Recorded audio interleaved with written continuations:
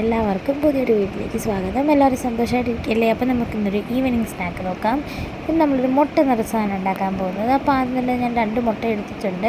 അതൊന്ന് നമുക്ക് പുഴുങ്ങിയെടുക്കാം. അത് ഞാൻ വെച്ചിട്ടുണ്ട് ഉപ്പൊക്കെ ഇട്ടിട്ട്. പിന്നെ ഒരു ചെറിയ മൈദാപ്പൊടി എടുത്ത് അതിനകത്തിട്ട് കുറച്ച് ഉപ്പും കുറച്ച് മഞ്ഞൾപ്പൊടിയും ഇട്ട് നമുക്കൊന്ന് മിക്സ് ചെയ്ത് നന്നായിട്ടത് നമുക്ക് ലൂസാക്കി എടുക്കാം. ഈ ബജിക്കൊക്കെ ഉണ്ടാക്കുന്ന ആ ഒരു കൺസിസ്റ്റൻസിയിൽ നമുക്ക് ഒരു ലൂസാക്കി എടുക്കാം. അപ്പോൾ ഇങ്ങനെ ഒഴിച്ച് ഇളക്കി നന്നായിട്ടത് നല്ല കട്ടയൊന്നും ഇല്ലാണ്ട് നല്ലൊരു പേസ്റ്റ് പോലെ നമുക്ക് ആക്കിയെടുക്കാം. വളരെ എളുപ്പമാണ് ഉണ്ടാക്കാനായിട്ട്. പിന്നെ ഒരു പാൻ വെച്ചിട്ട് അതിൽ കുറച്ച് കടുക് പൊട്ടിച്ചിട്ട് കുറച്ച് സവാള ഇട്ട് നമുക്ക് നന്നായിട്ടൊന്ന് മിക്സ് ചെയ്തെടുക്കാം. സവാള ഒന്ന് വാടി വരുമ്പോഴത്തേക്ക് നമുക്കതിലേക്ക് കുറച്ച് ഇഞ്ചിയും വെളുത്തുള്ളിയും പച്ചമുളകൊക്കെ കറിവേപ്പിലയൊക്കെ ഇട്ട് ഒന്നും കൂടെ ഒന്ന് നമുക്ക് സോട്ട് ചെയ്തെടുക്കാം. നന്നായിട്ട് സോട്ടാവണം. പിന്നെ അതിനകത്തിട്ട് കുറച്ച് മഞ്ഞൾപ്പൊടി ഇടാം. എന്നിട്ട് പിന്നെ ഒന്നും കൂടെ മഞ്ഞൾപ്പൊടിയുടെ മണമൊക്കെ ഒന്ന് മാറാൻ വേണ്ടി ഒന്നുകൂടെ ജസ്റ്റ് ഒന്ന് ഇളക്കി കൊടുത്താൽ പിന്നെ നമുക്ക് കുറച്ച് ഗരം മസാലയും കൂടെ ആഡ് ചെയ്യാം.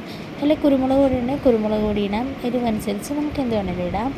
പിന്നെ അത് കഴിഞ്ഞിട്ട് നമ്മൾ മുട്ട സെപ്പറേറ്റ് ആക്കി എഗ് വൈറ്റും അതിൻ്റെ മഞ്ഞ കരുവും നമ്മൾ വേറെ ആക്കി വെച്ചിട്ടുണ്ട്. അപ്പോൾ ഇത് കുട്ടികൾക്ക് നല്ലൊരു സാധനമാണ്. കാരണം ചില കുട്ടികൾക്ക് ഈ മഞ്ഞ ഇഷ്ടമല്ല, കഴിക്കുകയില്ല, പുഴുങ്ങിയ. അപ്പോൾ അങ്ങനെയുള്ള കുഞ്ഞുങ്ങൾക്ക് ചെയ്ത് കൊടുത്താൽ അവർ കഴിച്ചോളൂ കേട്ടോ, അറിയത്തില്ലല്ലോ.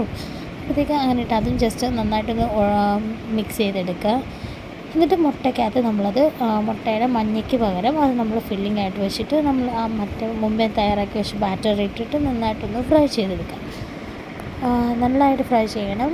2 സൈഡും മാറ്റിയിട്ടിട്ട് നന്നായിട്ട് ഫ്രൈ ചെയ്തെടുക്കുക.